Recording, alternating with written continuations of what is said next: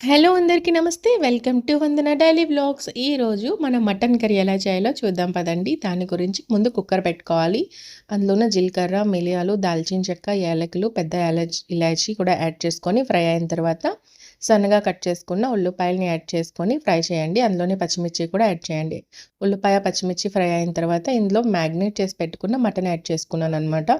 ఈ మటన్లో నేను ఉప్పు, కారం, పసుపు, ధనియాల పొడి, అలానే అల్లం వెల్లుల్లి పేస్ట్ కూడా యాడ్ చేసేసి మ్యాగ్నేట్ చేసి పక్కన పెట్టాను. ఇప్పుడు ఆ మటన్ని ఇందులో యాడ్ చేసుకున్నాను. ఇది మనం పక్కన ఆయిల్ తేలేంత వరకు బాగా ఫ్రై చేసుకోవాలి. అప్పుడే మన మటన్ కర్రీ అనేది మంచి టేస్ట్ వస్తుంది.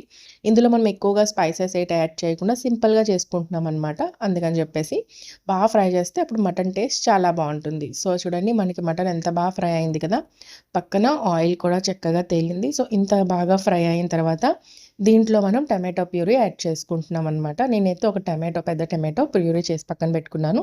దాన్ని ఇందులో యాడ్ చేసుకుంటున్నాను. ఇప్పుడు దీన్ని బాగా మిక్స్ చేసి మళ్ళీ పక్కన ఆయిల్ తేలేంత వరకు దీన్ని మళ్ళీ ఫ్రై చేస్తూ ఉండాలి. మూత పెట్టి మీడియం ఫ్లేమ్లో పెట్టి మధ్య మధ్యలో కలుపుతూ ఫ్రై చేసుకుంటే మనకి బాగా ఫ్రై అయిపోతుంది. చూడండి, మనకి ఇక్కడ బాగా ఫ్రై అయిపోయింది మటన్ అనేది. టమాటో కూడా బాగా మగ్గి మనకి మంచి పేస్ట్లా వచ్చింది. ఇప్పుడు దీంట్లో మనం మటన్ మసాలా దొరుకుతుంది కదా రెడీమేడ్, దాన్నే యాడ్ చేసుకుంటున్నాను. అదే ఒక ప్యాకెట్ మొత్తం ఒక పౌచ్ అంతా యాడ్ చేసేసుకోండి. అంతే సింపుల్గా మనకి మటన్ కర్రీ అయితే రెడీ అయిపోయింది. ఇప్పుడు వాటర్ వేసి దీన్ని కుక్ చేసేయడమే అనమాట. నేనైతే మటన్కి తగ్గట్టు కొంచెం వాటర్ యాడ్ చేసుకుని ఒక 2 గ్లాసులు వాటర్ యాడ్ చేసుకున్నాను. ఇది 1 కిలో కంటే కొంచెం తక్కువ.